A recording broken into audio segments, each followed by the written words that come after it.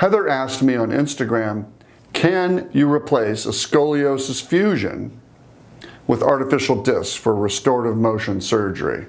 Now, Heather, I hate to break it to you, but the answer is really no. Because scoliosis, depending on how bad your curve was, we can't fix that with disc replacement. However, there is some good news for you. If you have breakdown above or below your scoliosis, depending on where your fusion is done, you might be a candidate for disc replacement above or below your scoliosis, so you don't lose any more motion than you already have.